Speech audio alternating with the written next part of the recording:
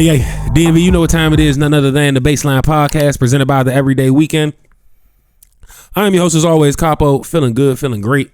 To the left of me as always is none other than my brother and Young Mitchell we trust. What's good? How you living? I'm sensational, man. Every time you wear that hoodie, I like that fucking hoodie. I feel like I should have did it. It's a great piece. Yeah, I need to have that. It's still available. You get Really? it? I think so. Oh, I thought it was like a limited capsule. I mean, they bring stuff back every once in a while. Touche. And then if it hasn't sold out, they keep it on the site. Gotcha. I gotta check that out. We'll be visiting Packworld. Isn't it Packworld.net? I know it's not .com. Yeah, they also. I think it's .net. I like that. Yeah, it's gangster. Well, it's gonna be a good show. We got a lot to talk about. Let's see. We got J. Cole's first real interview in the aftermath of it all. Mm-hmm. We got LaRussell and his thoughts on what the words "heaven sent" mean when they're put together. Yeah. And we got a big announcement from Hove. Anniversary tours. Shows. I won't say tour. Anniversary shows coming. Yeah. Good topics. My favorite is in Half a Bar. I can't wait till we get to that topic. We can't give the people all everything. That's not yes. Sir. All right. So let's kick it right off. J. Cole sat down with Nadeska Alexis for, I believe it's Beats One, Apple Radio, whatever you call it now. And they did an interview in the room with the desk and the MPC and the headphones and shit. It was like the room that looks like the dorm room or some shit. Uh-huh. I don't think it's the actual dorm room because it's probably still a dorm room. And it's St. John's, so the shit's renovated. And St. John's has bigger fish to fry right now. Yeah. So they sat down and they talked, and one, you can count on J. Cole to elaborate by saying boom, boom, boom. He says that. He says it a lot. Okay.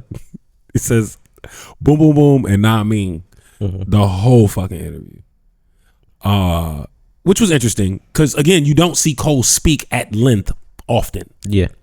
So great to hear from him in this way. I thought the interview was a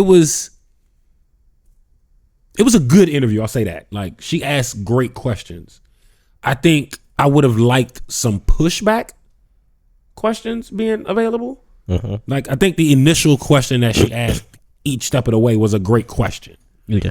I think there was a couple of moments where she could have pushed back. Mm-hmm. I think she could have represented the other side of, if nothing else, the internet fodder. She was very much speaking as a fan. Yeah. Which great, right? Because obviously it's a safe space for him. We got an interview from Cole that, I don't know, the last time we got Cole to sit down for an hour with somebody. So that's great. But, like, all right, I'll give you a perfect example. So, and this was kind of one of it was like the climax of the interview for me. Pause if applicable. He's speaking to the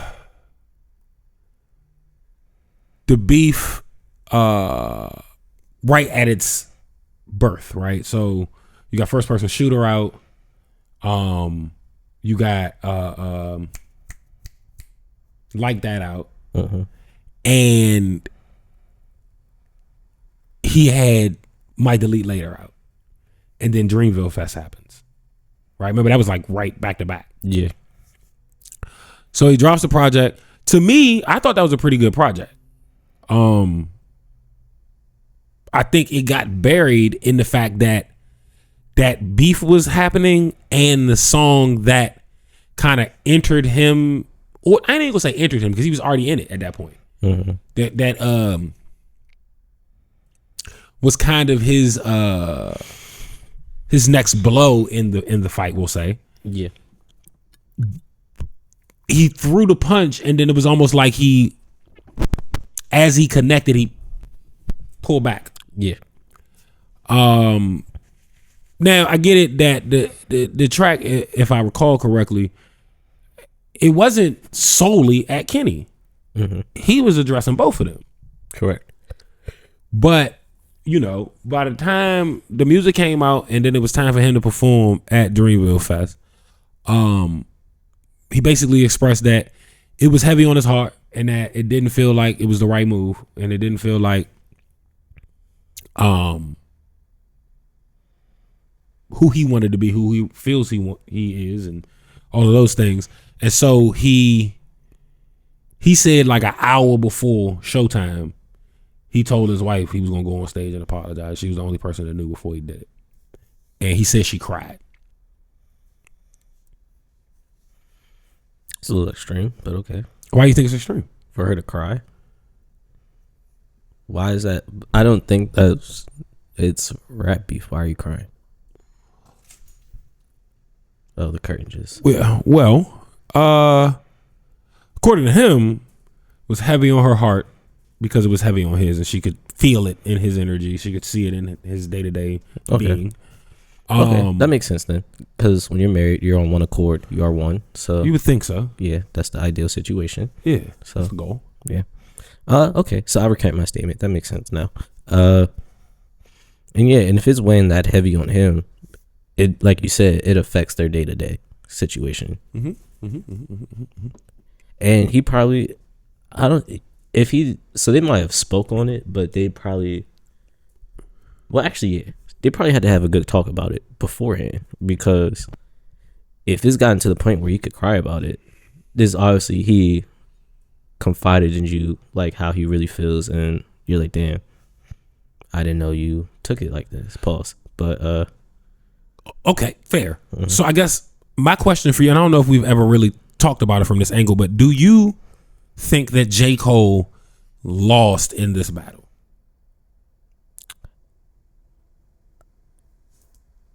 I don't think lost, but he definitely quit. So in like F1, I think they would call that a did not finish, a DNF. Yeah. Okay. He withdrew. Right. That's what they're saying. Well, and in a DNF, you could withdraw, or you could crash. Yeah. You withdraw, you can retire, as they say in tennis. Yeah. So he kind of like, he started the race, he just didn't finish. Yeah. He chose not to finish. Incomplete. Yeah. So then it's like,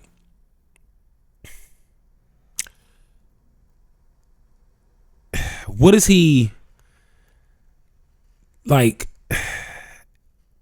How do I want to put this? So we're saying that you didn't engage in this on kind of like moral ground, emotional maturity, understanding what the moment was, right? Mm-hmm. Cool. The same time, the way he speaks about himself rapping, he clearly wants to be known as the best. Correct. Wants to be seen as the best. At some point, you may face an adversary that you don't necessarily hate. Yeah. Because for real, I don't think that Cole dislikes a lot of rappers. I think he doesn't like a lot of rappers. Mm-hmm. I don't think he goes out of his way to dislike them to the point of needing to attack, right? So, but he's always stated he's him, and I'm one of the ones that y'all can't see me.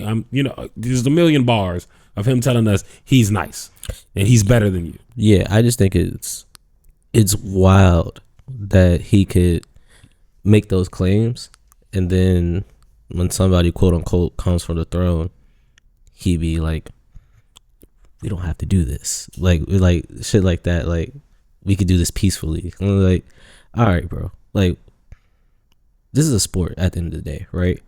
You have to battle. Like, you can't say you're the best hooper and not play nobody one-on-one, or not go against another great team. Can't say you're the best team and not play nobody. No, that's fair, but he's he hasn't played nobody. Yeah. To a certain extent, he was a part of kicking this thing off. Correct. So he's not nobody, and he definitely got the gym talking. Mm-hmm. It ain't quiet in there. Yeah. Right? But then I think about, like, all right, so you bow out, right? Because of what you understand this is about to become based on conversations had right behind the scenes. Mm-hmm. Cool. But is that all of this emotional maturity and growth, or is that strategic self-preservation? Self-preservation for sure, because I think he knew he was going to take an L. You know, I don't know that I here's the thing. If we're just talking about rhyming words, they're all pretty in the same realm, Yeah, right? same ballpark, yeah. But two of them are more likely to make a hit. Correct. And post-battle, Kendrick petty. Yes. Cole's not petty. Even in this interview, that's a lot of the stuff he was saying. Like, I told it, like, as a non-rapper adult man, right? Black man. I get it. I 100% agree with him. Mm-hmm. As a hip-hop head, love this culture, grew up in this culture, live this culture, nah. Fuck no. Yeah. Like, fuck no. If you, I think we'd have more respect if he went and got beat up. No, for sure. You know what I'm saying? Mm-hmm. So it's like, I can't help but understand, like, this, again, this from a human level, the self-preservation, but as a warrior, you like got to the arena and didn't leave the locker room. Yeah, you didn't really want to lace him up. As my father would say, he didn't want to win. He didn't have it in him. He didn't want to win.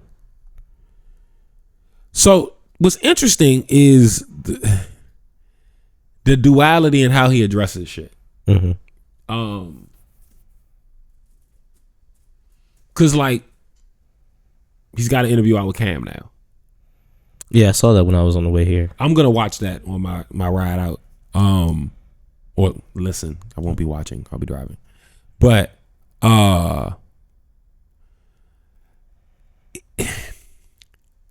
one, it's a good move, right? Because you needed to do this, and I think it's a bigger deal now that you're doing it than it would have been had you just did it. So yeah, and I don't remember what was the lawsuit about. The lawsuit was saying that basically they had a gentleman's agreement that I think there's 2 verses that Cam has done for Cole. And what Cam wanted in return was either a verse on a future project or an interview on the show. Mm-hmm. And Cam was like, I ain't really about to put out no music, so I'll just take the interview. And he said he kept trying to reach out and try to set stuff up over the years, and it just kept getting dubbed and kept, you know what I'm saying, he not getting no answers, not getting no real, you know, if you do get an answer, it's not nothing too concrete, all of that. And so he sued him. And, you know, from the snippets I have seen of the interview, Cam is pretty much saying, like, you know, I wasn't really trying to take it there, and I wasn't planning on, you know, following through. So you need to get your attention. Because, you know, everything else I was doing was getting dubbed. So that's fair. And if he got the means to do it, that's a, you know. Mm-hmm. Yeah, that's fair. That's a good way to look at it. But Cam wants, you know what I'm saying, wanted to have a conversation, and they had it. So I'm interested to see that interview, because I think he can't talk to Cameron about that situation the way he can talk to Nadeska about it. Fair. Yeah, like you can't talk to a... Cam is not just a rapper, not just a media personality. He's a rapper, media personality that is absolutely engaged in beef. So it's like when you, like, if he were to go sit down with Joe Budden, you can't talk to Joe the same way you could talk to Nadeska or Zane Lowe or the boys up at Popcast or some shit like that. Yeah. They're gonna push back. And they have the grounds to. What was that show called with Joe Budden and Nadeska?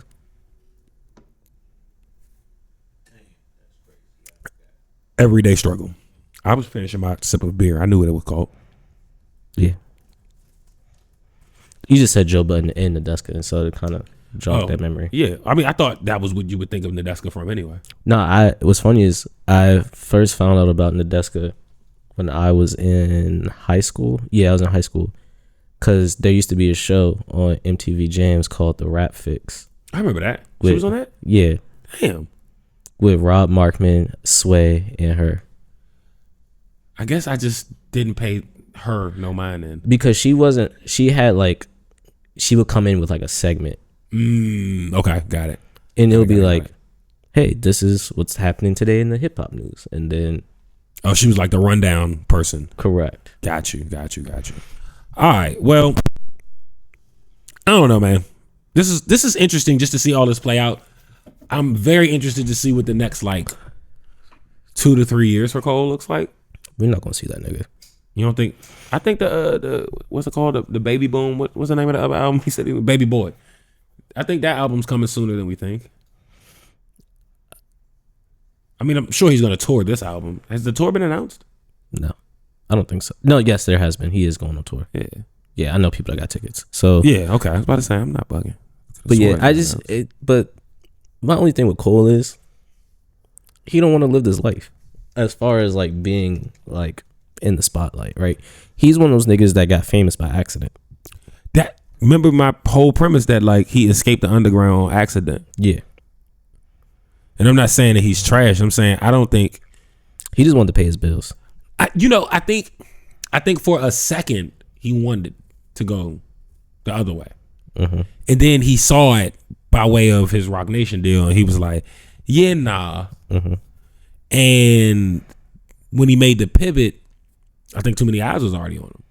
Yeah, because it was after arguably his best project. Hey, that's funny.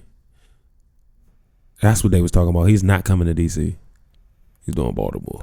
Yeah, that's because Cat 1 is under renovation. I know. I just forgot about that conversation. Yeah, but I do love the fucking logo for this album, though. Not gonna lie about that. Like, whoever's going might have to give me a hoodie, cause that's fire. Yeah. All right, man. That's enough. Cole. He'll be all right. Yeah, he's fine. He'll figure it out. Who's not figuring it out though is La Russell. What they say on Club 520, sad ass nigga. Like it's just yeah, this shit is crazy. So sad ass nigga. Since the year has started, right? La Russell has been in the news a lot more than in the past, right? Signed a Rock Nation deal. He said, I believe he said he was the one that said some wild shit about Wayne. Yeah. And his lyricism, which I kind of didn't think it was that wild in retrospect, but it's gonna land wild, especially from La Russell. Yeah. So, you know, he does the shows in his backyard. I forgot what he calls it, the pergola, I don't the know. gondola. I don't know. I don't know what it's called. What did Kevin Gates call it? Bond. Oh shit, I forgot already. Oh man, that's a good word. I gotta save that word in my memory bank. Bungadala or something like that. Bungondola. Yeah.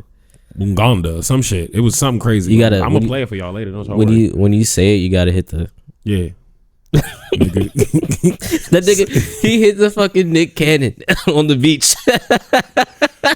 Wait. Before we cook Kevin Gates, we gotta finish fucking with La Russell here. So he drops in his backyard. He says that his engineer told him not to drop this song, and he said, "Fuck it, I'm gonna do it anyway."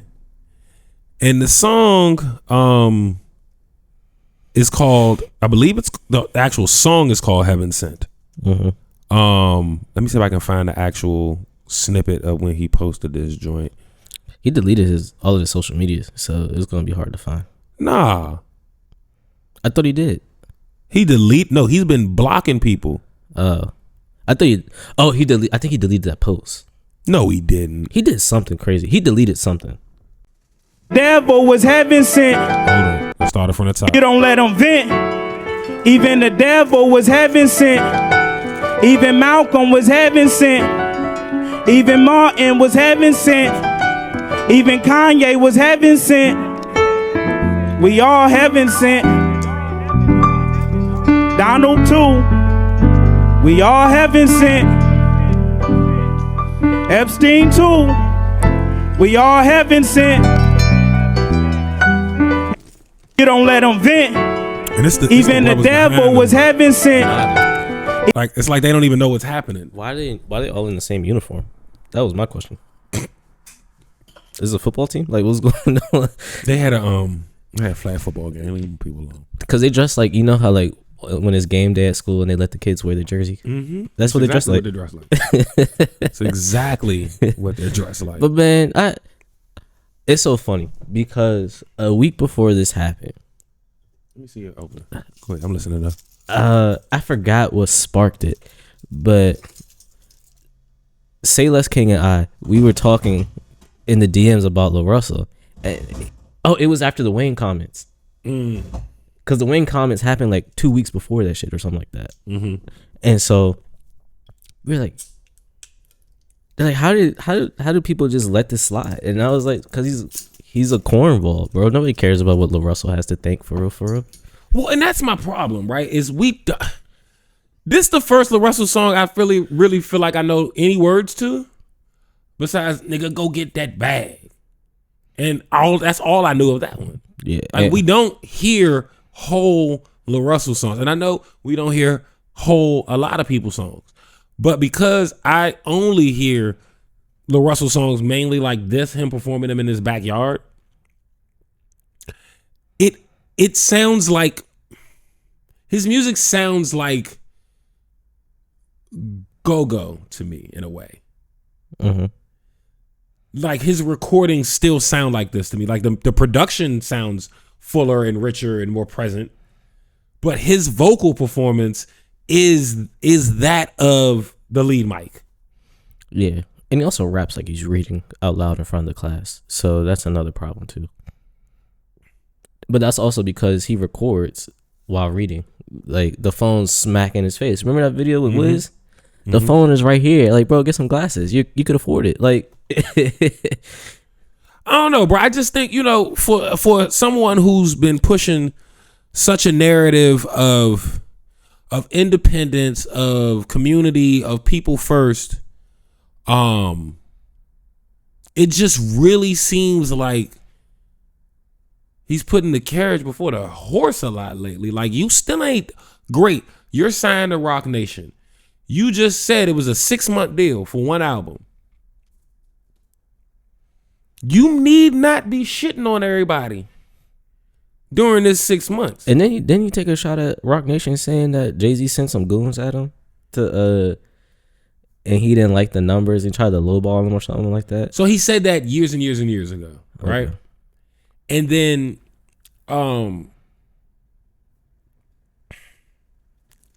that was like 3 years ago, I think. Mm-hmm. He said that basically he had a conversation with some representatives from Live Nation or Roc Nation, and that the numbers in the contract that they presented him weren't the numbers that they discussed. Okay. And that felt like bad faith. And I get that. Yeah. That totally makes sense, right? For sure. And that's also why you read your fucking contracts. But he also claims that the deal that he has with Roc Nation now is a deal that he set up. Like, it was his deal, and they were like, all right, we'll do that. Mm-hmm. Which, neither here nor there. I don't know if he understands the visibility that comes with being Roc Nation. And so I know you want to be on the major networks. Like he said, he wanted to do late night TV, right? So he wants to do like Fallon or something. Oh, so like as far as like perform on there. Right, which is a part of being on Roc Nation. Right. Yeah. Right, because Roc Nation can walk you in that door. Remember when... Actually, no, that's very off topic. I'm not going to go there. So, yeah, man, it's just... But the thing is, are we even sure that his music is good enough for all of this? No, but that's the thing. People are bought into the character and the persona, and now the things he's doing are shitting on that reputation. You don't have music to stand on. Yeah. There isn't the La Russell song we're all going to go back to. Correct. Because I do remember when he was here for Broccoli City. I want to say that I was still on the South Side, so that was 23. Yeah. Because 24, they were at Audi. So, yeah, 23. Mm-hmm. La Russell was there. Great performer. I never heard a La Russell song like in full or on purpose before Broccoli City. Great performer. I still didn't listen to Russell after that. I was about to say, so can you be a great performer without having good songs? I would say he had good crowd control, and like That's what I'm he saying. commanded our attention. That's what I'm saying. He sounds like a really good performer whose music doesn't match up. Yeah, the music didn't match up though. That's what, like, because I remember he had a project with LA Leakers when I first heard his name bubbling, and I listened to it, and I was like, I don't understand. Yeah, And I understand it now, but I still don't get the music part of it. Mm-hmm. I get the everyman approach, the get it out the mud community. I love all of that shit. yeah. But then these are very divisive actions you've taken. One, you were supposed to be Mr. Independent. You were supposed to be showing us the way. You created Even. And now you're signed to Rock Nation, who, number one, has its own independent distribution. Mm-hmm. Two, you're no longer an independent artist. I mean, granted, it's for 6 months, but you walked away from what you said you wanted to do. Correct. All right. Three, well, I take that back. I'll give him the fence on that because he always said, like, if the deal made sense. Mm-hmm. But I think for a lot of people who he preached independence, who he preached consumer equity to, he walked away from that. Additionally, in the same breath that the Rock Nation deal happens, we also see Even gets bought by, I think, Universal. Even is this label? Even isn't really a label. It's a direct-to-consumer platform similar to like a Bandcamp. Okay, got you. But I forgot who's partnered. It's either Atlantic or UMG, but they did some sort of partnership with him to make that thing available to their artists as well. Which, if I'm an artist, why do I need y'all to make this available when he's already making it available to anybody? Like this, y'all aren't the access point. And then why, if you're a label, why do you need that platform? Don't you have those tools? Because if I can make a dime and the consumer feels like it came directly to them. Okay. Like if I own the platform that's Tim branded, Mm-hmm. that they buy Tim's music from directly. Okay. So it's kind of, it gives like the facade of like Nipsey selling out the trunk. Okay. Mm-hmm. All right. Either way, I think I wholeheartedly believe, I really do believe this, and this is not a shot at LaRussell or anything. I wholeheartedly believe that people bought into LaRussell just because of how positive he is, right? I agree. They didn't care about the music because I've never heard anybody talk about LaRussell's actual music. And I've been screaming this for a few years. Like nobody knows the songs. Yeah. And that's not a diss. That's just like, what's next? Like what is the measure that gets him over the edge? It's like, remember we used to talk about Logic all the time. He had the number one song in the world about suicide prevention. We could ask 10 to 15 people. Around that time, what's the suicide hotline number? They wouldn't know. And the wild part is one of the number one songs in the world. The title of the song is the suicide hotline number. You know, what's interesting about this LaRussell shit is like, when he started getting the backlash, it was like fans being like, yo, bro, we not really on board with this. We still rocking with you, but like, this is a little wild. And he was blocking niggas. And then he deleted all his shit too. Right. But the arrogance that him and T together had in their responses to this, like, it was very like, if y'all ain't fucking with it, fuck y'all. And it was just like, no, y'all are out of pocket. I think the real audacity from this situation is for him to think that we are going to listen to a 5.5 minute response from him just walking. We don't even listen to his songs. Exactly. He's not connected. Something's not connecting. Something's not clicking. I just think when your foundation, your persona, whatever, is the independent everyman of the people guy, this is a smack in the face. He switched up when he signed. And And see, I want to call that the narrative, but I don't know that that's the narrative for real. Like, because what they say, when the money comes, it just exposes what was already there. You know what I'm saying? Like, this whole persona could be a front.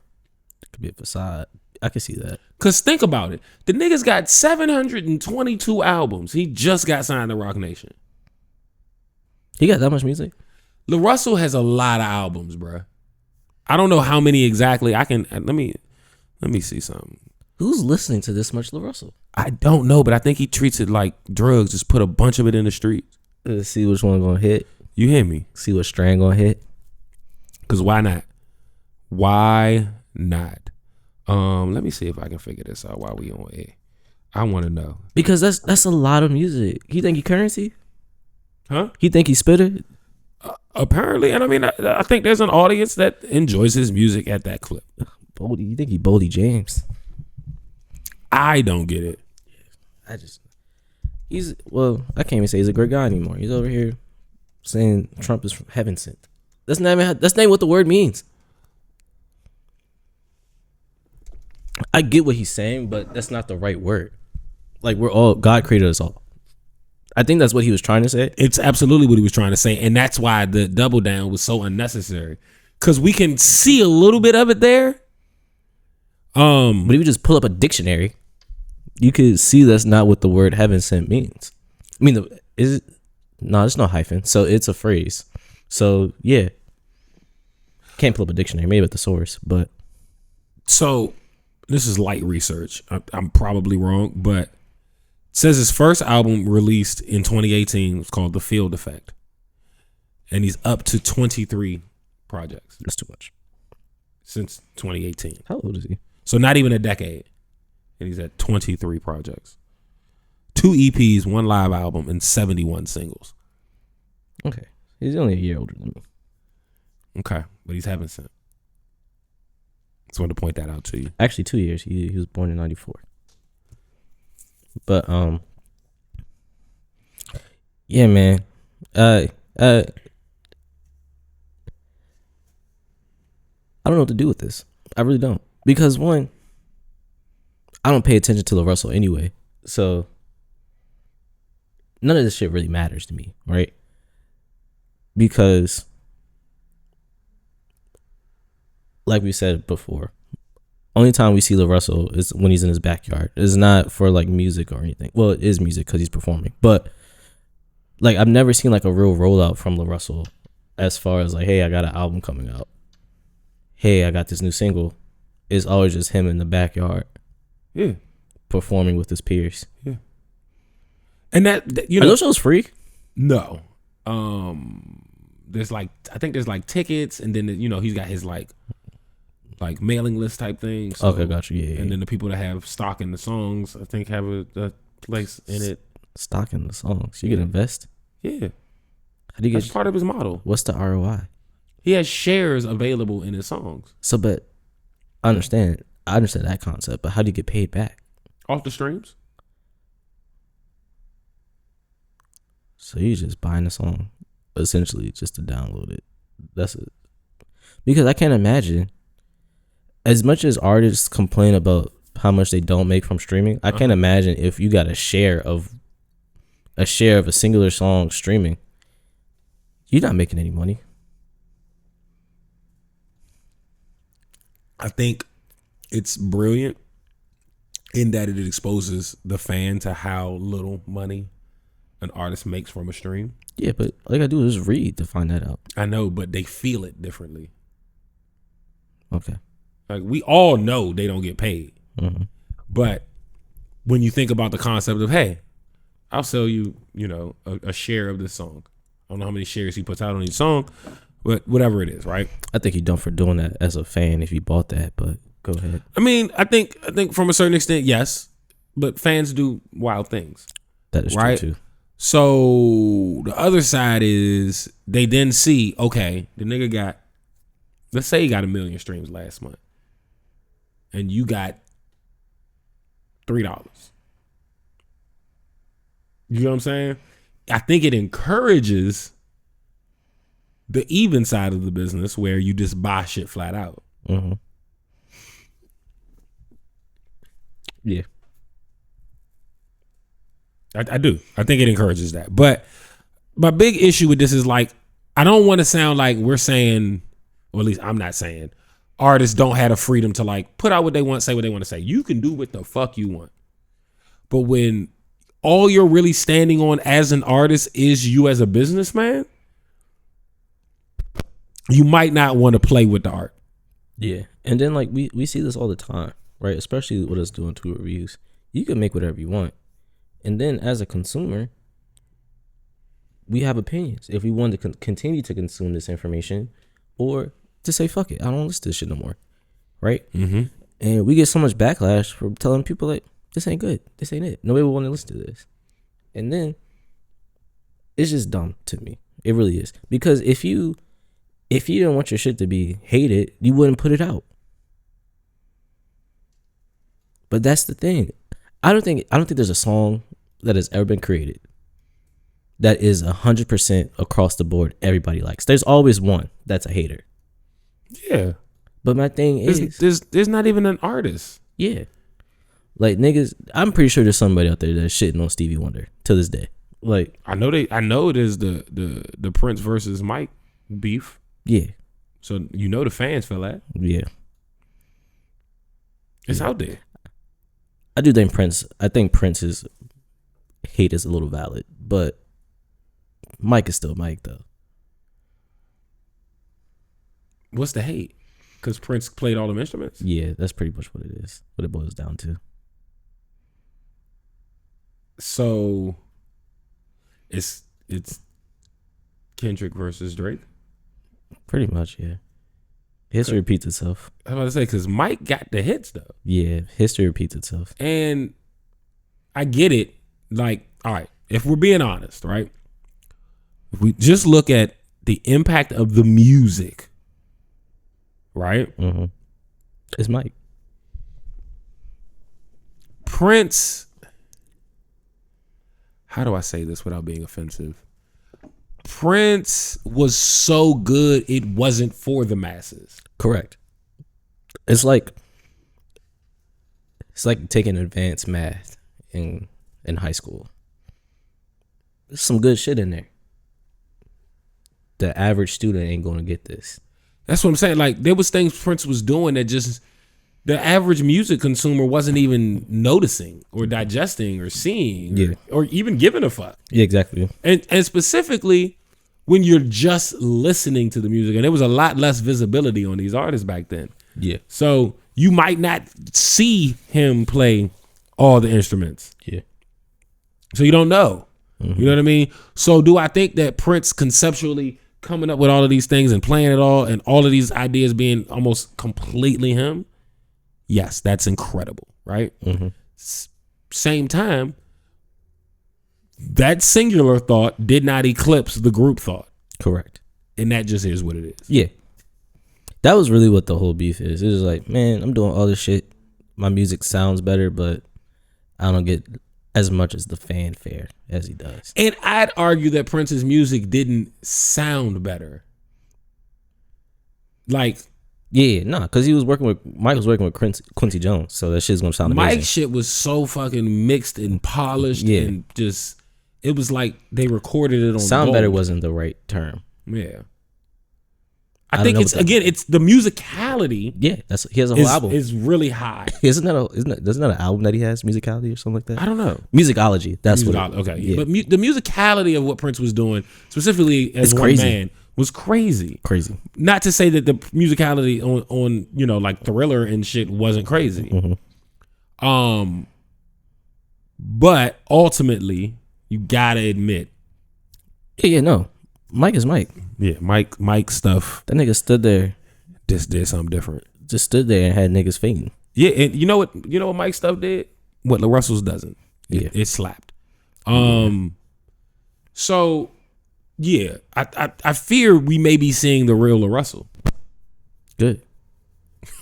Good. You want him out of there anyway. Yeah. It's like enough is enough, right? Because at one point, are we going to continue to allow this, right? Being a good person can only carry you so far, right? And now we're breaking down that layer that he might not actually be that good of a person, right? So now what?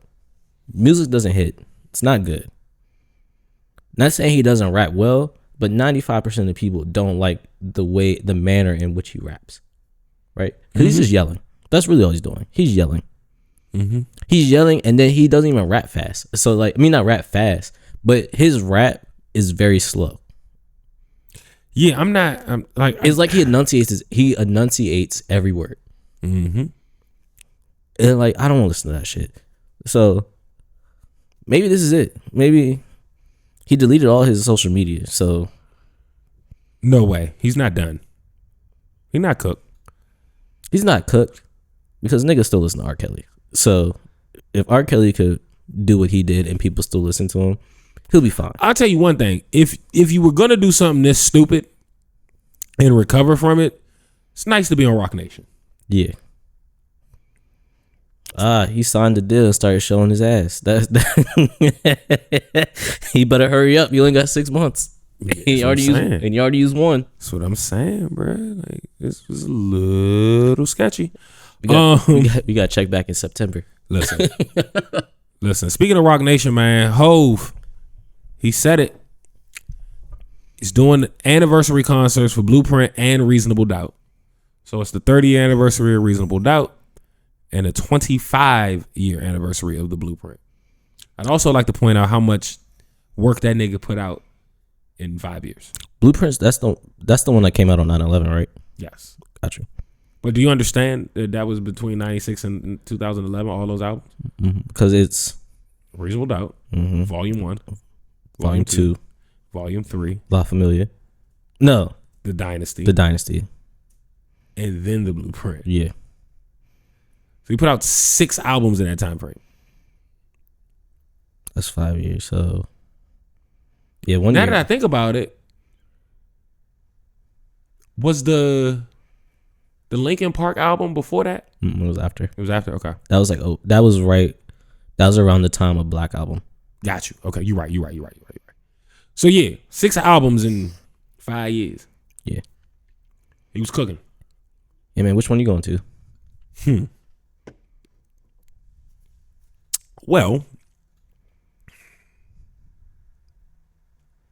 it's challenging, if I'm being honest. If I have to pick one,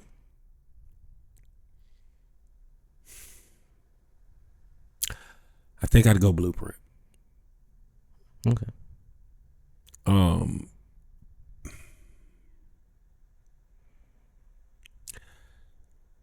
And I'm big on like first albums from people, but Blueprint different. It is. Blueprint with a live band, different. It's gotta be. He said it's gonna be a live band. I just feel like there is. I don't feel like he's gonna do a 30-year anniversary show with just him and a DJ. I feel like that's what Roots Picnic is about, the live band part. And then he's gonna do like a regular show, not a regular show, but like a show without a band for the anniversary shows. That's just my inkling. I feel like the Roots Picnic show is the budget buy.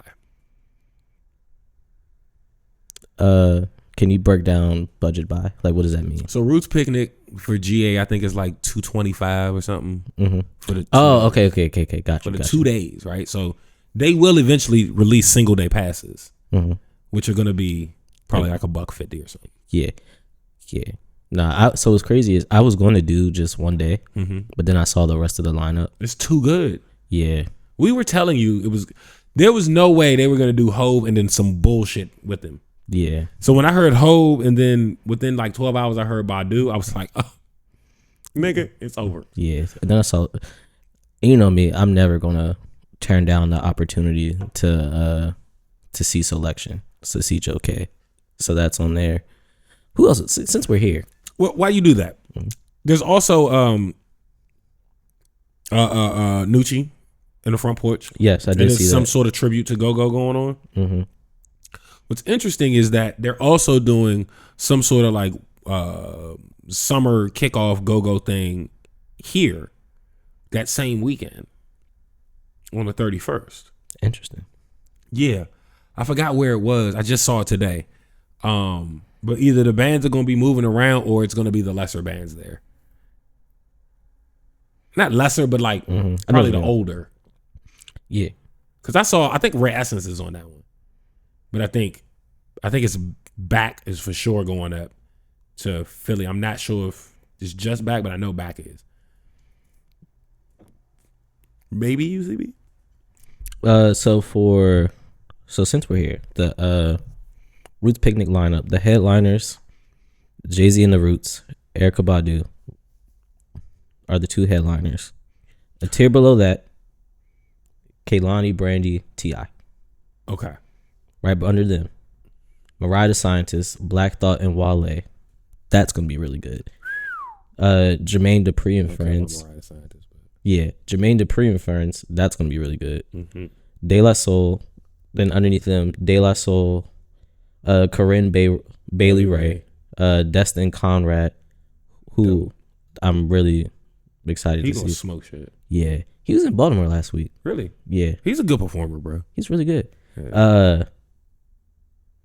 I can't say her. What's her name? K1. Is that how you say it? Come on. Yeah. She's gonna be there. Bilal, Joe K with Selection. Sasha Keeble, Yep. she's fire. Fire. And DJ Jazzy Jeff's Magnificent Block Party. So he's bringing Will Smith out? Probably.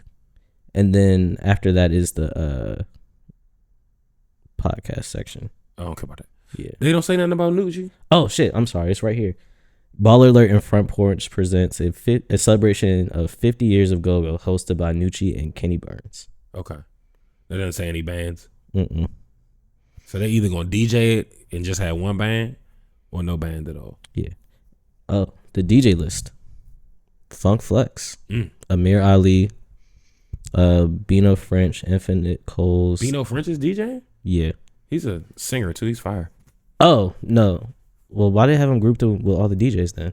I mean, maybe he DJs. I don't know him to DJ. I know him for singing. And then He's from Philly. DJ Diamond Cuts, DJ Cash Money, DJ Active, DJ Doc B, DJ Miss Milan, DJ Kid Rock, and Ray Bay the DJ. Isn't Miss Malone from here? Maybe. That name does sound familiar though. Yeah. I'm not sure. I don't Okay. have a definite answer. Oh, I missed one. Sorry. Adam Blackstone celebrates Waiting to Exhale soundtrack. Oh, wow. Featuring, oh wow, Yolanda Adams, Lettucey, I was about to say, this is about to go crazy. Yeah. Low-key. Tamar Braxton, Andre Day, and more. Damn. This lineup is insane. Yeah, it's actually really good. The lineup is insane. I'm going to have such a good time. Yeah. I don't want to be responsible at all. Okay, no, I'm not. My girl was like, I was thinking maybe we should take Aaliyah. And I was like, No. baby, No. This is for grown folks. Yeah. Like this is grown. Yeah. One and two, she knows music from most of those people, right? Mm-hmm. She don't want to be engulfed in that for 2 days with our old asses. Yeah. Yeah. With our recreational vices.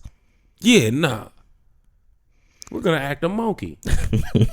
I know we are. We're gonna have such this is already in the books for us. Yeah. Because it's like everybody's going. Yeah. The whole all right. So us, Mm-hmm. right? Wifey, Mm-hmm. Lou, G, Sash, Lou's going? Nikki. Oh man. You know how much fun I'm gonna have messing with Lou the entire time? Wait, Slipper said he coming. Oh yeah, I did talk to Slippers today. He did say that. Zoe from Howard and Union said he coming. Mm-hmm. Like, I'm trying to find people I don't know that are coming. Yeah. I mean, like that I know that aren't coming. Mm-hmm. Everybody that I know that I've spoken to about this said they're going. Yeah, this is gonna be fun. And then the go-go ad is just like, okay, now the whole DMV's coming. Yeah. So going back to the anniversary concerts, you said you want to see Blueprint. Mm-hmm. I want to see Reasonable Doubt. Mm. Very vain of me, but I think it's only fitting. I turned 30 this year. Reasonable Doubt turns 30. I feel like I should be there for the 30th. I just want you to know you're not so young anymore. Yeah, it's on my Instagram. Yeah. I'm just gonna keep reiterating it until it happens. I'm not gonna lie to you. I went out yesterday. I started to feel it. What'd you feel? The drinks were hitting a little bit too much.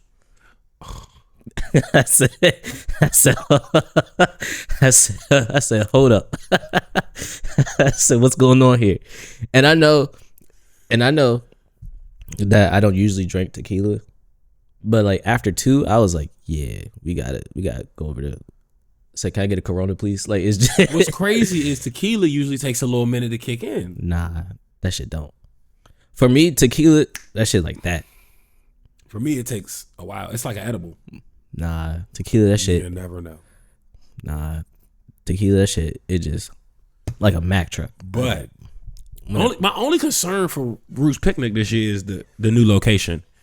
I think it's gonna be dope because I've heard good things, but I just don't know. Where's it gonna be at? The Plateau. Like I know where that is, but that's like when my mom asked me about like some of my friends, and I'd be like, I could say anything in the world, and you wouldn't know if I'm lying or not. My grandmother the other day, I had on this hoodie, and she was like, "Who was that on your hoodie?" And I was like, "A guy." Like, I don't feel like explaining it. It's still not gonna meet every reference point I had for the person. Mm-hmm. She wouldn't know what that was either. Yeah. So it was just like he does music and stuff. Yeah. Who was the guy? Zach Fox. What reference point? Abbott Elementary? She don't watch that. Yeah, that's past her bedtime. That's what I'm saying. What do I have to point her to? Nothing. Yeah. So it was just like it's just a guy. Don't worry about it. Don't even worry about it. Mm-hmm. But yeah, I'm excited about this. Reasonable Doubt, selfish reason. Blueprint's gonna be better. I'm just putting it out there. That's fine. I'm also concerned about the price points on these tickets getting out of hand. I saw somebody on Twitter. That's another problem too. I don't know if it's a credible source, but he said like for like the VIP and like floor, yeah, it was a little pricey. But like, for sure. But like if you want like a seat, it wasn't too bad. Like $300-400 for like a 100 level seat. Okay, that's reasonable. Yeah, I mean it's also a lot of seats in there. Yeah, but you gotta remember they probably gonna back out the. I wonder which side, how they're gonna angle it, the stage. I would think they put the stage at home. Yeah,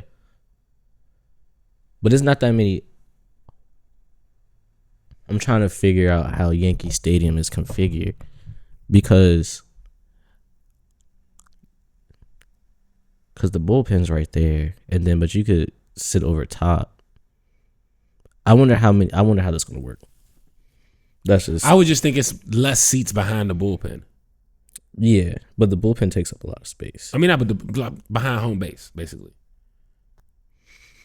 Then in the outfield and all of that, so they could put more people. Yeah, that way. yeah. They'd have more field to put people on. Correct. Because it goes this way. It's not. You know. Yeah. It's It's wider. out. Yeah. V. That's tight. Speaking of baseball, no, we'll get to that in sports. Never mind. All right. So excited. Good summer. We going on tour with Hov apparently. I know we doing Philly for sure for the Roots Picnic, and niggas is already looking into New York, so we gonna see what's up. Yeah, we gotta see what the tickets are hitting on. Also, my girl has already decided that she's wearing my Reasonable Doubt jacket. I don't think she could do that.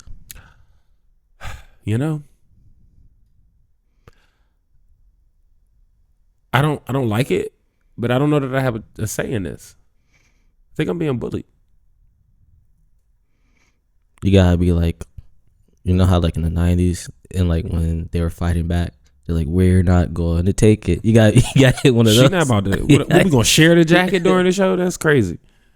I'm gonna tell her she can wear it on the Badu day. She can wear it on because Badu on Sunday, right? Yeah. Yeah, she could do that on Sunday. Oh, last thing on Roots Picnic / that Jay-Z topic, because I just thought about this. Do you think it is interesting? Okay, follow me here.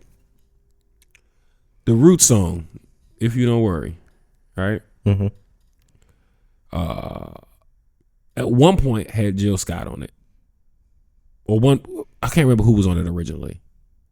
But there's a version of that song With Jill Scott, I do remember. with Jill and one with Erica. Mm-hmm. And then the rap versus Eve. Mm-hmm. Do you think that it is interesting that this summer, a summer where Jill Scott is absolutely working an album she just released, and she's known as a Philly joint too, she was not chosen as the headliner? I will say I don't find it interesting because she had 3 Philly dates. Okay. On her tour? Yeah. Okay. Like she had 3 DC dates and had to add a date. That makes sense. I mean, DC loves Jill. Yeah. Like, loves Jill. Yeah. I wish she did Capital One. I think she's at MGM. Okay. I like that, actually, for Jill. Mm-hmm.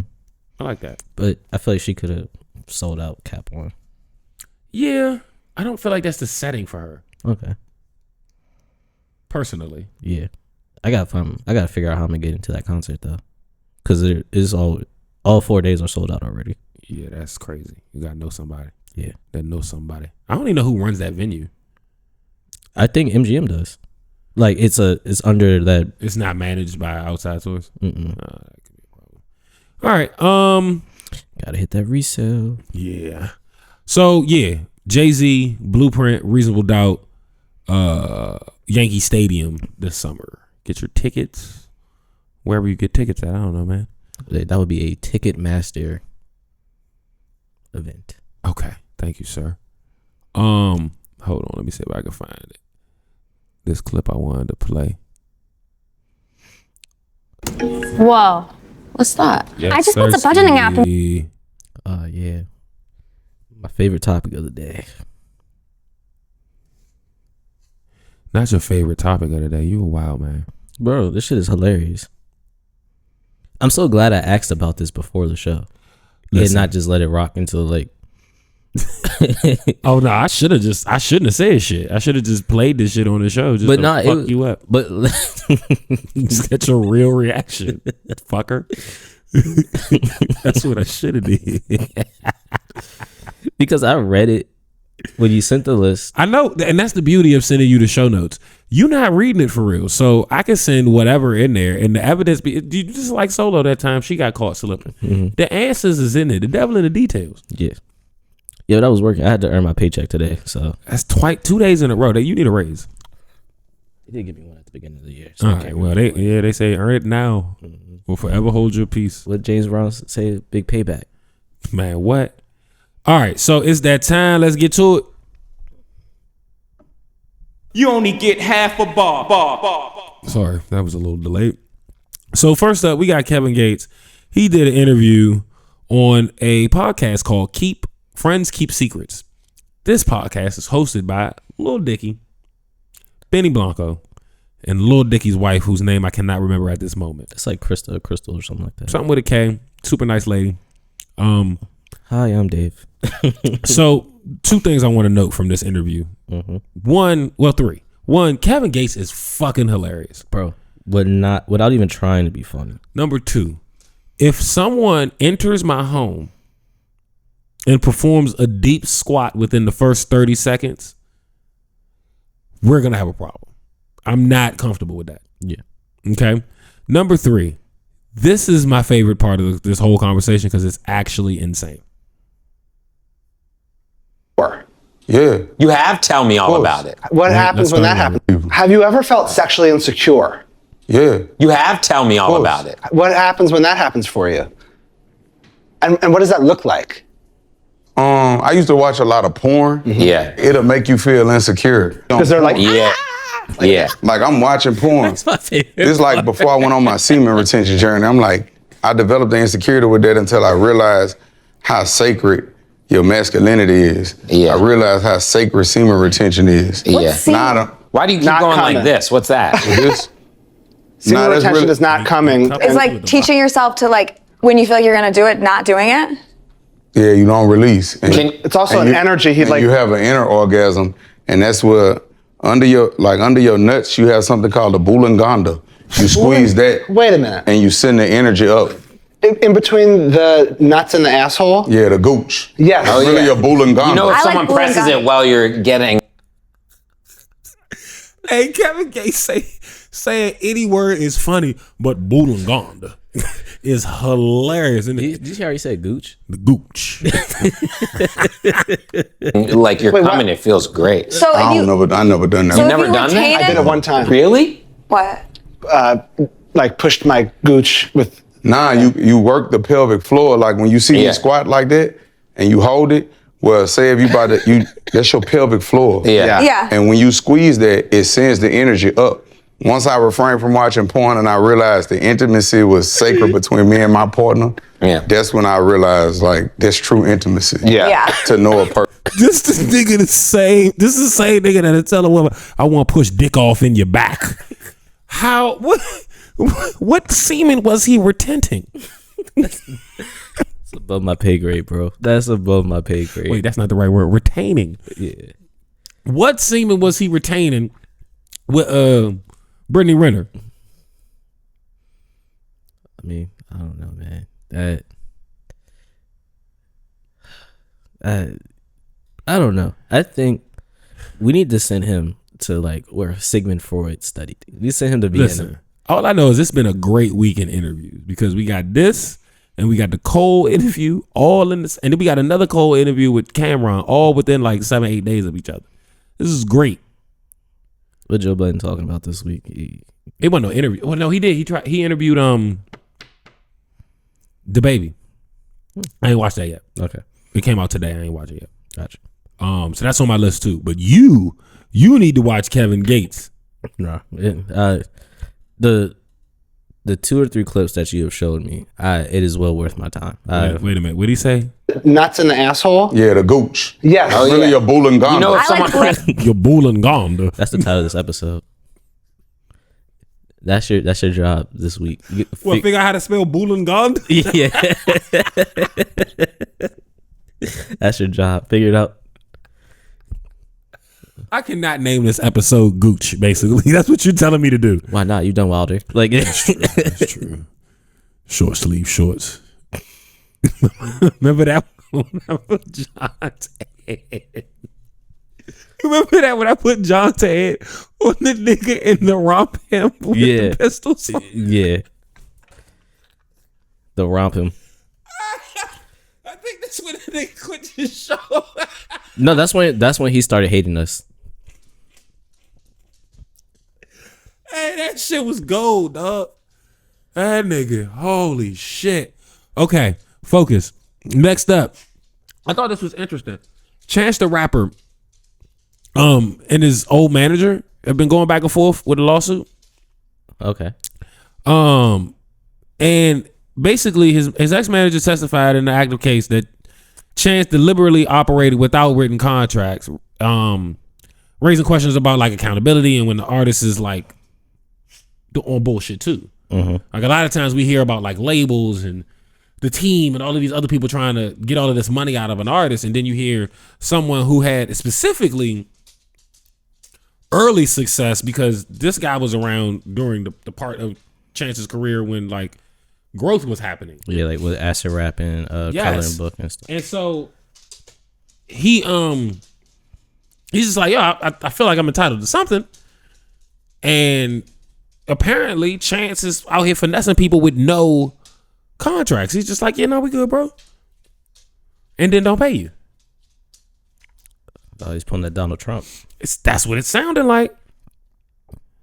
I don't understand avoiding a written contract in an industry where contracts have always been what did people wrong. Get a quality contract put together so y'all both feel good about what y'all are doing. Yeah. So like, was he not getting paid? Like, I'm confused. I feel like he was getting paid, but it was shorts. The way I'm reading this, at least. Oh, it's like how Diddy was doing Craig Mack, pull out a wad and give him $100. Yeah, or like, you know, he did Lil Rod. Yeah. All right. I'm gonna move on. Yeah. Next up, remember Afro Man, right? Mm-hmm. Because I got high. Yeah. It's my guy, right? First of all, they got to get a little bit of that. He beat the case. So not only did he beat the case, but more, boy, did he make fun of these people. Did he countersue?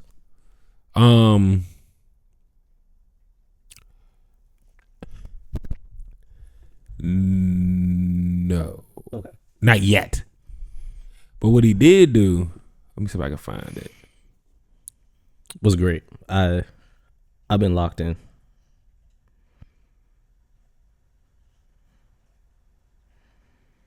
I'm trying to find the joint where he's talking about. Okay, let me see if I can find it. Afro Man.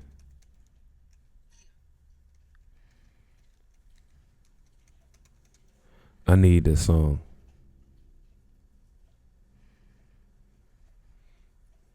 Okay, I think this is it. No, it's not it. Where is it?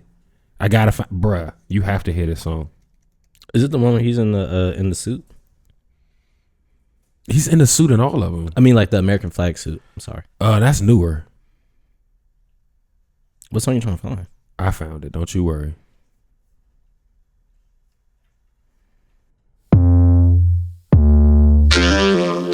So Afro Man had his home raided by the police in his town. They thought he was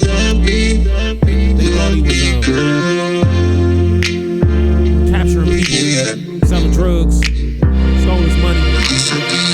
They found nothing. When they gave him his money back, they shorted him $400. He wanted his money back. I want them all.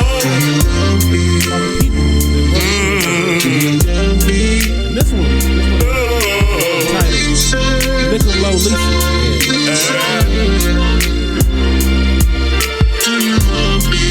I just think this man deserves a Grammy.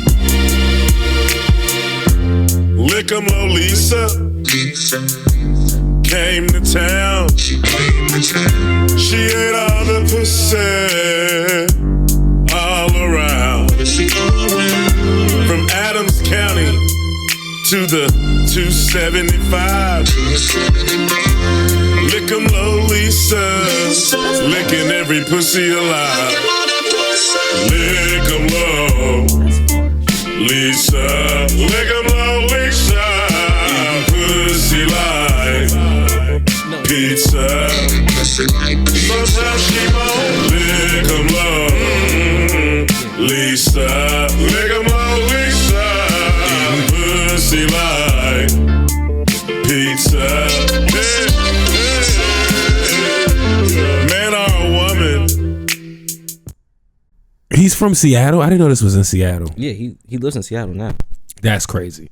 So yeah, man, Afro Man sued these niggas basically because he wanted his $400 back. They tried to countersue with defamation and lost. Yeah, as they should. Yeah, he wrote another one about the nigga who liked the lemon pound cake and that he had on the counter in there. Oh yeah, that was funny. He's cooking these people, and they want to claim, all of the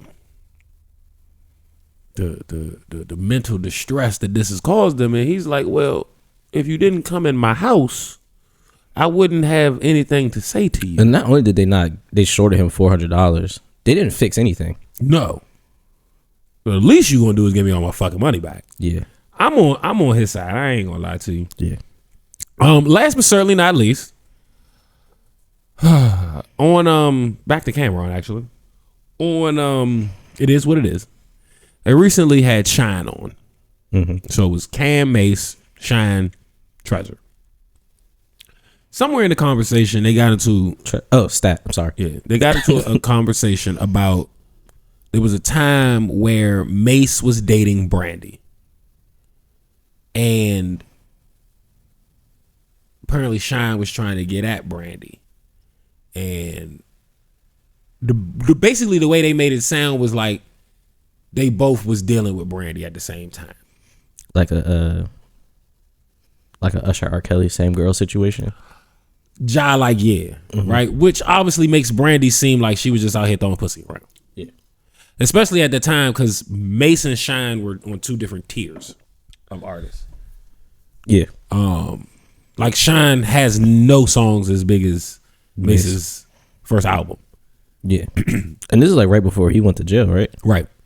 So, they talking about it, and I feel like they were trying to skirt it, but the topic had been brought. I can't remember who brought it up, and they were just like, "Are we gonna talk about it then?" It was probably Cam. But it just seemed unnecessary. I'll say. Yeah. It wasn't the sleaziest conversation, but it wasn't necessary. Like if y'all wanted to have that conversation about a joint nobody knows, I think it's a lot different. Yeah. They could do the thing. You remember the little it was. They could do that, and it's like everybody safe. But they said Brandy's name. They said the kind of the time frame, and they said that they both felt like they were involved with her. I don't know what's true. I don't know what's not. I don't think that needed to be said on the show. Correct. Especially a sports show. Yeah. You too much talk about that after y'all record. That's fine. So I thought that was weird. What got weirder was Ray J's response. Three of y'all is like the Three Stooges, and y'all looking real attractive. So when I see y'all better not have that skirt on. Y'all better pull y'all panties up. You know what I'm saying? Are you listening? For real. I see y'all. I know where y'all at. When he just about to die? I know where y'all at. Y'all be slipping too in Vegas, walking around the wind, acting like y'all winning. Get some money, have to do 5,000 shows. Bend y'all over, bro. Hit y'all from the back like this. Punks. We're baby. We're back shots. Y'all come in and get something too. Yeah. That's come in and get some of this. Somebody, bro. Get some of this camera. Why does his threats always include raping somebody? Remember he said he was gonna rape Fabulous?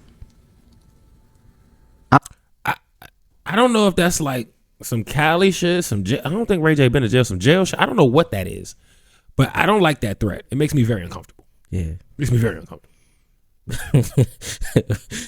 Remember, like I might get let it go, but then you start saying you gonna fuck me in the ass, now I gotta kill you. Remember when Saucy said Tanner said he gonna fight academics, and then if he loses, he gonna fuck academics. Why do you remember that? Because Dr. Umar, somebody asked Dr. Umar on this live, and he was like, "I heard Saucy Santana said that he's gonna clap DJ Academics cheeks." And you know how he repeats himself? Clap his cheeks. Said he's going to slap. So he said it like 5 times before he moved on. That shit was hilarious. That is ridiculous, and I'm not doing that with you. All right, so that is the end of Half a Bar. But what you got for sports, Brody? You had something? No, wait, you had one more Half a Bar. Yeah. I forgot about that. Yeah, I was about to say. Your Half a Bar is wild. Yeah. And it's so funny. This is how I know like me and my friends are the same kind of crazy. Because literally, Toomey just texted me the exact same article. That's ridiculous. So, where is it at? I gotta find it. Sorry. Oh, I put it in my bookmarks. Yes. Just in. A bizarre case out of Charles County, Maryland. A pro cornhole player with no hands or legs accused in a deadly shooting. Live report. Stay with Fox 5. Do you want to see the video? You said a cornhole champion. Professional cornhole player. Professional cornhole player. Yes. With no arms and no legs. No, with no hands. No hands and no legs. Yes. So he has no legs and no hands. He has no digits. So he just had no fingers. No fingers and no toes. So he was born this way. It's not like an accident. Yeah. And he killed somebody. Allegedly. He's accused of killing somebody. Did they say how the person died? Well, hold on. I gotta watch the video. Wait. Send the video to me. Let's watch it together. This will be good. I gotta know more. It's only like a 40-second clip from Fox 5. That's fine. That's all we need. Yeah. If it ever sends. There it is. Shout out to Shamari Stone for putting this on my timeline. I greatly appreciate. We at the Everyday Weekend appreciate you. Oh shit, they got him holding a gun on the image. Yeah. Now watch closely. You're looking at the man accused of murder in this case. Video from his TikTok page titled "No Hands, No Feet, Shooting 9mm Handgun." His name is Dayton James Weber, a 27-year-old quadriplegic amputee and professional cornhole player. This all started around 10:30 last night when La Plata police officers were flagged down by two witnesses near Radio Station Road. Charles County Sheriff's investigators say Weber was the driver when he shot and killed his front seat passenger, then asked those in the back seat to help get rid of the body. They refused, got out of the car, and alerted police. Weber took off with the victim in the car. On this. Time out. How's he driving? Okay, so first of all, let's clarify some things. He's amputated at the elbows, and he's amputated above the knees. Mm-hmm. So that's the first step, right? The second step is I now don't understand how he's pulling this trigger. Me either. But in the video, he's pulling the trigger while holding the gun with the other hand, right? So it's like both hands are on the weapon, right? And it's kind of like how it literally looks like how he plays cornhole. Fair. So now, because he can't drive with his knees. How's he drive? Where's the gas pedal? What I'm saying is, you know how like if I was driving the car and I was a two-handed shooter and I wanted to shoot you while driving the car, I would steer the car with my knee and shoot you. I think the car was parked. Okay, that's a thought. But also, why is he driving? Why was he in the driver's seat? Specifically, if there are three able-bodied people, limbed people, yeah. What the like? Okay, all right. Let's do sports. This is insane. Well, that was sports, but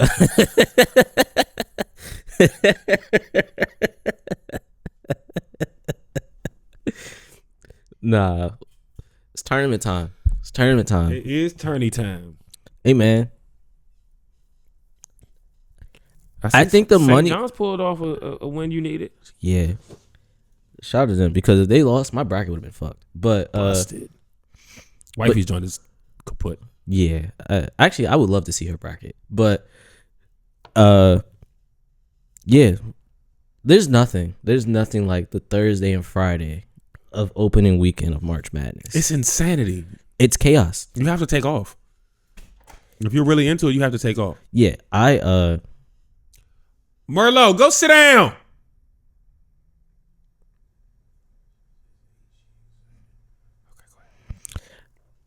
On Thursday when I went into the office, I bought my MacBook with me so I could stream the games and do work at the same time. Mm-hmm. Good man.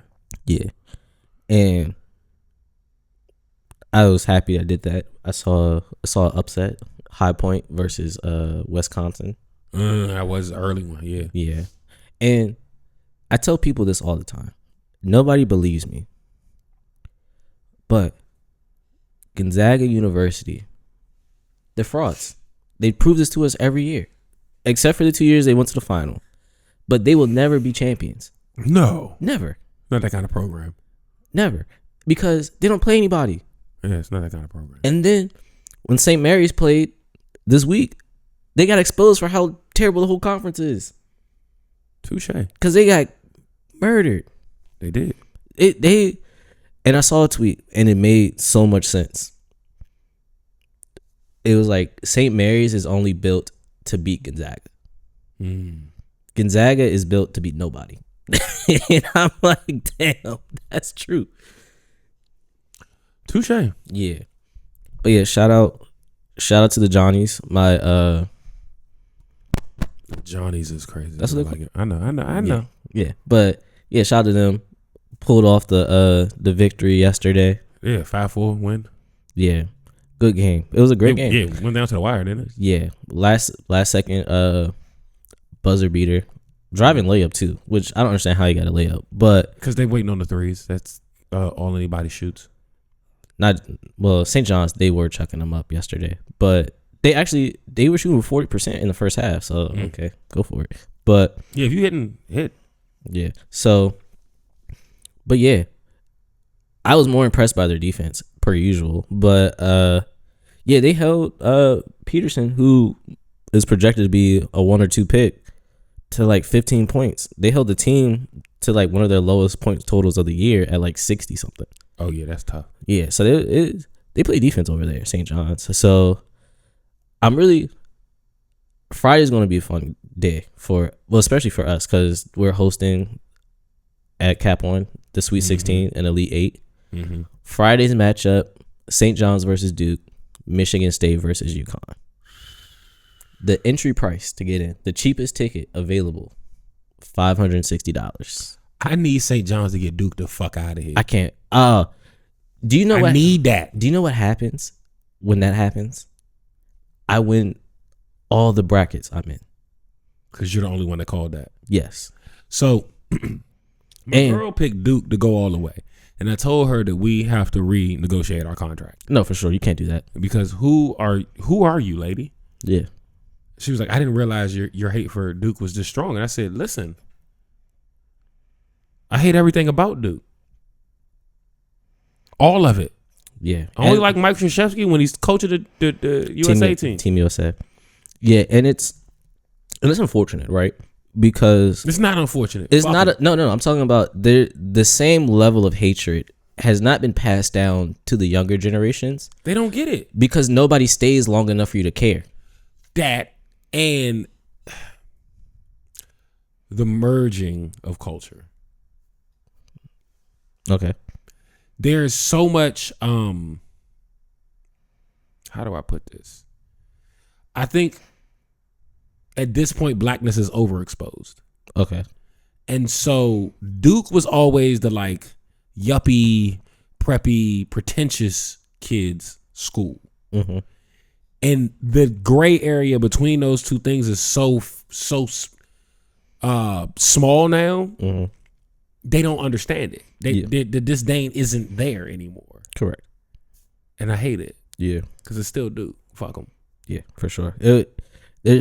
Like I was telling one of my friends, I was like, there's no way that if I ever decide to have a kid, that I could raise them and accept them if they like Duke. Like they could be gay first. Oh, they can 100% be gay first before you. That's real. Yeah, be gay before you like Duke. Yeah. I have an interesting story to tell you about that, but that not me being gay, but something that was said that was wild. Okay. Also, to that point of just the like generational thing, right? Like even when you look at like, because I've been noticing this, and it's like not a bad thing, but it is something I notice, right? Mm-hmm. So while there's always been a small minority of black men that like white women, right? Mm-hmm. Because the black experience is been watered down so much, and we're being told that we're treated the same even though we're not. Mm-hmm. You find so many more black young men willing to date white women because that disconnect, they don't see it anymore. Whereas like when I was in high school, it was absolutely no reason for me to be dating a white girl. It's not gonna make sense. We're not from the same things. We're not of this. You know what I'm saying? It's just not gonna culturally connect. Mm-hmm. That's not a thing anymore. Yeah. Not at least not to the degree it was. Correct. No, that's fair. Like purses don't get clutched the same way. And I'm not saying that we need to keep a trend of like thinking black men are violent and shit. I'm not saying that. Yeah. But while we have dispelled that part of it, right? We can't walk away from the experience is different. Yeah, nah, that's true. Because like, I remember when I was dropping my niece off at school, like she had white friends, and I was like, "This is dope. This is what Dr. King wanted." Like, but in my head, I was like, "What if she gets a white boyfriend when she's older?" Like, it's just like I'm just thinking about that. Like, it's not gonna be an issue. It's just gonna be like, interesting. Yeah. Or, that's also why the white kids feel comfortable with nigga and the music and screaming at festivals and concerts. Like, it's all because they're trying to like make everything feel like one experience, and I hate it. Yeah. Because it's supposed to be different. Like regionality exists, like cultures exist. Yeah, regionality doesn't exist anymore. That's disgusting. I'll say this comment off here, but I don't want to go to jail tonight. It's not jail worthy, but last thing for sports, baseball's back. You're excited. I'm excited, and it's not just the World Baseball Classic. Opening day is Thursday. Yeah. I gotta go to a game this year. We ain't go to a game this last summer. Yeah. Ooh.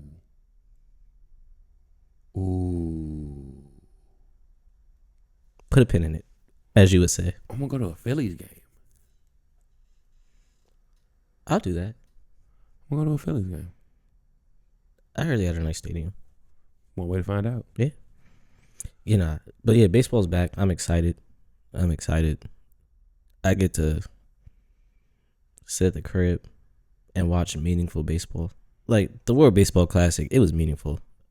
But something about 162 game season. That's just it. Yeah. Oh no, we went to a Sixers game last year. So yeah, we're doing baseball this summer. Mm-hmm. We'll see about a football game too. I won't be going to a Philly football game. I won't. I kind of want to. I'm just not gonna root for the other team. I'll go when like they're not playing the Ravens. Yeah. Because I think it was either this. No, if I'm gonna watch an Eagles Ravens game, I gotta go to Baltimore. It was 20. When did I go to Dallas? That was 23. Yeah, 23. The Eagles played the Jets in Philly, and my mans was trying to get me to go, and I said, "There's no way on God's green earth I will go to that stadium to watch the Jets. They would kill me, and they'd make fun of me because my team's bad." Yes, I know my team's bad already. You know what they wouldn't do? That they probably wouldn't beat you up, just because like y'all ain't gonna have you're not gonna have anything to argue about. Why would you kick me while I'm down? That's what I'm saying. You're not. It's not. What are you saying? What would you be saying to them? Nothing. Not a damn. You just got to take the L. Like you guys are great. I'm sorry. Just here to watch a little football, a little pigskin. But nah, if we fucked around and won, because we did win that game that year. Did y'all really? Yes, we did. Yeah, that's why you shouldn't have went. It would have been safe for you. It would not have been. You wouldn't have made it out the parking lot. And I would have been talking shit too. I know I would have been talking shit. I would not have. Niggas don't make it out that parking lot. Yeah. And I was like, I know exactly what I would have said too. I said, you let bum ass Zach Wilson beat you? Y'all not real. Y'all not a real football team. Oh man. I would have got murdered. Listen, you don't need to do that. Yeah. Let's get right to it. Mid Monday. What you got for me? Football flies. Operations is off in the board. I wrote it wrong. But I knew the order it's supposed to be in. So Michael William. Oh yeah, he made it. He did. And he reset it. Yeah. With a 3. With a tree ball. Yeah. Michael made it. Reset. Project. 15 tracks. 50 minutes. Within the Baseline Podcast pocket. It's not well within, but it's within. Yeah. Star-studded lineup here. T.I., Killer Mike, and Young Dro. Man, it's feeling like 04. That's a good song. Yeah. 21 Savage, Ludacris, and Tizo. That's the selection for Mid Monday. So keep your finger on that one. But let's just go through the list of, because obviously Mike Will is a producer, not a rapper. So 21 Savage, Travis Porter, Mona Leo, Sababy, Young Thug, J Money, Caribou. I was very impressed by Caribou's verse. Anicia. Yeah, and Anicia. I was very impressed by Caribou's verse. Okay. Huncho 2 Chainz, Tizo Touchdown, Ludacris, which you just referred to. Chief Keef, NBA Youngboy, Cole, OJ the Juice Man, T.I. Young Dro, Killer Mike, Sid Saram, Sharam, yeah. That was a good song. Okay. Lil Keed, CeeLo Green, and Sway Lee. Solid lineup. Great lineup. I like how all the E, well, not all the E's, because there's a few E's in there, but most of the E's are replaced with 3s. So we're gonna play track 7, Deeper. Let's get to it. The E's are 3s. Yeah.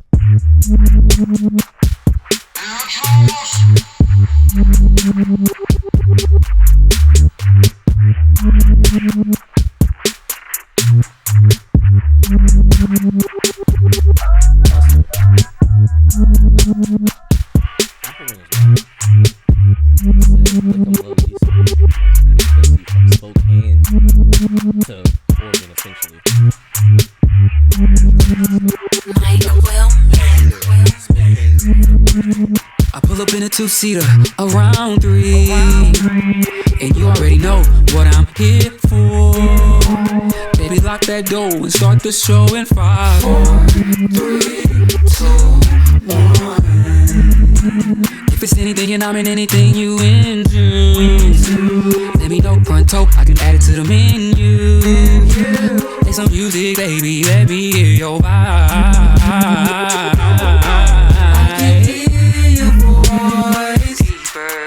Can you feel your voice? Going deeper in love with you pull me close. I can hear your body saying, digging me. I can hear your body digging me. Digging me. Digging me. I can hear your body digging me. Digging me. Who do I have to say this one? Digging you like I'm digging a hole in a cemetery. Do you mind if I put you on my itinerary? Scribble you in after my last meal. That was dinner, you the dessert. Put your hair in a bun while I stand still and give me head till your knees hurt. That's preliminary. On to the nasty nigga, the master blaster, faster ass to pass that ass and make it last. Any emergency, break the glass, so mask off. Mask off. Come smoke while I'm rolling up a loose leaf. Then kick it with a nigga like Bruce Lee. But like Daniel's son, it's time to wax on and wax off. Wax off. Type of booty not everybody can handle that, but he come looted to the rescue. Matter of fact, I'm the one that could dismantle that, so gon' let a brother bless you. Please let a 9-figure nigga from Atlanta just have his way. And if you digging me like I'm digging you, you gon' get some dick today. Can you feel your boy going deeper in love?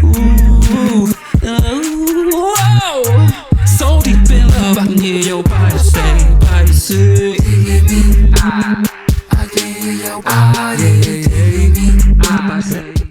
I know why I don't like Tizo Touchdown now. Why is that? He sounds like shit. Like, we gotta stop pretending, bro.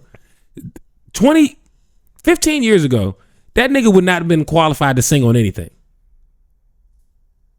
That's all. The writing was good. I like the words. I like where he was taking the culture. He does not sound good, and we have to start saying when shit is not audibly pleasing. Just because we like the character that this person represents, all of this shit, that is great. But sometimes shit has to sound good. His music does sound good. I will have to disagree with you on that. That didn't sound good. Okay, that's fine. I can live with that. But he got some. I'm not saying everything he puts out is gold, but on his last album, I enjoyed majority of the songs. All right, well, point me in the right direction, because that was not it. We can have a dialogue after the show. Yeah, I'm not. Okay. Anyway, I'm gonna give this project a 4. A 4? Yeah. I gotta hit something else before I can rate it, because that ain't do it for me. We can listen to my second favorite song off the project after. We can do it after the show for sure. Yeah. I don't want to stress people out with another one. Tizo might pop up. He's not on the first. All right, man. Let's get right to it. DMV heat check. You're such an old. First of all, we like, it's just like, we don't like one thing and not everything becomes that one. I'm blanket statement shorty. Fuck you talking about? That's why I hate talking to my parents sometimes. Everything is just a blanket statement. I'm like, well, you're right. That's it, bro.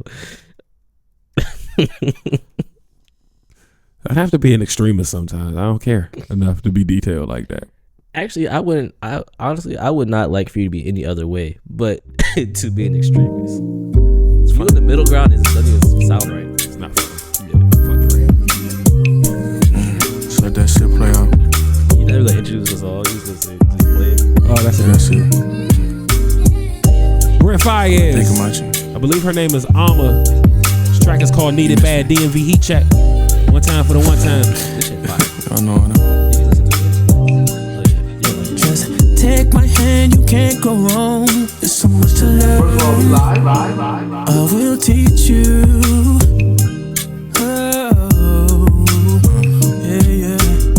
Tell me the things that turn you on. And I'll be sure that I will please you.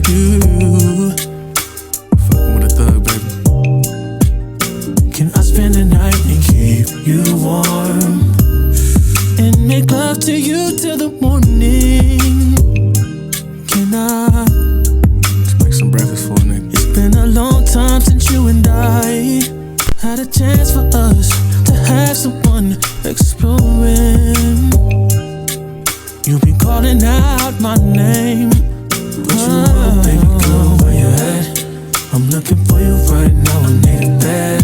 I've been calling, call me back. I'm looking for you right now, I need a bed. Just tell me what you want, baby girl, where you at? I'm looking for you right now, I need a bed. I've been calling, call me back. I'm looking for you right now, I need a bed. Well, here I am, so show me something. I got your message, heard you call, and I'm glad for it that you think I'm bad and shit. For what it's worth, it's nice that you're adamant, but I'm skeptical. What you want with me, boy? Cause tactical, pressure's all I need, boy. No, I ain't gonna wait till this evening. Won't just say if I said I'm needing. No, I ain't in control when you got it like that. Don't let nobody know, and I'll let you roll by inside my I don't mind. No, I like that freak shit, baby, on me. Fuck me with the lights on till I can't see what I want this morning. I didn't expect this to be morning. No, but it feels right. What you want, baby boy, where you at? I'm looking for you right now, I need it bad. I've been calling, call me back. I'm looking for you right now, I need it bad. I need you bad, baby, where you at? I'm looking for you right now, I need you bad. I've been calling, call me back. I'm looking for you right now, I need it bad.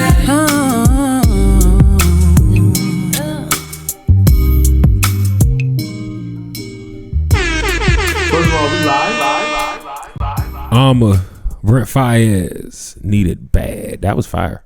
Nah, that shit is dope. Yeah, no, that was actually you on that alley. I can't even be mad at you. Yeah, It's a lot of labels down here. I Came Home Late Records. I like that. ISO Supremacy under exclusive license to Pulse Records, a Concord label group release. I Came Home Late Records. Mm-hmm. That's what it's called. I like that. I need to see who else is on this label. It might just be her personal label. A lot of the artists are smart enough to do that part at least. Yeah, it's her. Yeah, I figured that. Okay. I fucks with it. DMV Heat Check, that is your song. AMA, AMA, Brent Faiyaz. Y'all know who Brent Faiyaz is. Go look it up. Oh yeah, that was so the first album on that label was called I Came Home Late. Makes sense. Yeah. All right, so I think that's all I got for y'all, man. This was a good show. Yeah. We was on bullshit. It's always good. I think that's it. So we gonna get right the fuck up out of here. I go by the name of Capo. Young Mitchell, you got anything else for the people? Nah, just yeah. Oh yeah. Oh wait, I gotta do the cup. Right. Oh, the cup gotta be right. Cup runneth over with my center chi. All right, so yeah, great episode, man. Appreciate you. Let's see, April 9th, we do have Fresh Produce returning to the Pocket DC. That'll also be the beginning of a real nigga's birthday celebration. We'll then have the midway point at the 420 concert at Howard Theater, headlined by Currency the Hot Spitter. The midway point. And with the opener, The Nature Boy. And then we'll close out the month of April by making sure that Young Mitchell is no longer young. Yeah. Yeah, you see, you know, I forgot. The midpoint. Oh. And then niggas is going to Roots Picnic. Yeah. And we might do a pod from up there since he's staying both days. I might just bring the camera, some lights, and the lapel mics, and we'll do a Sunday before the second day episode. Okay. Can we go back to the restaurant where I got the whiskey flight? Twisted Tail. I think that's what it was called. We need to look at set times and figure out when that makes sense. Because like, I mean, we could go for brunch. Yeah, that's the only time we went. Okay, I was thinking about dinner, but we could go for brunch because nothing's gonna happen before like 12. We just gotta get to it a little bit. Yeah, I wasn't going up there envisioning us having like a good sit down dinner because I feel like we'll be at the festival late, and then we'll just be getting like cheesesteaks from wherever that's open. South Street, or something. Yeah. Okay. All right, bet. So yeah, we gotta listen. We ain't even get the Father's Day yet, and it's already lit. And the Father's Day cookout is happening, and no, y'all not invited. It's invite only, respectfully.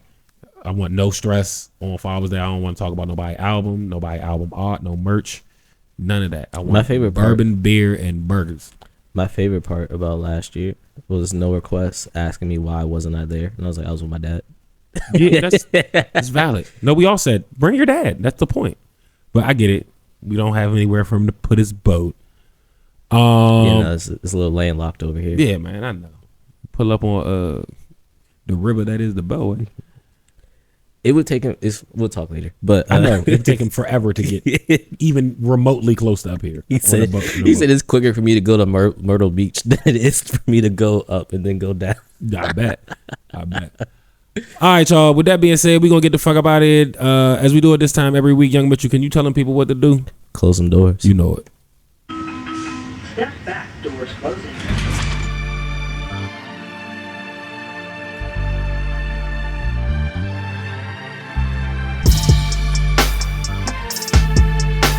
First of all, we live.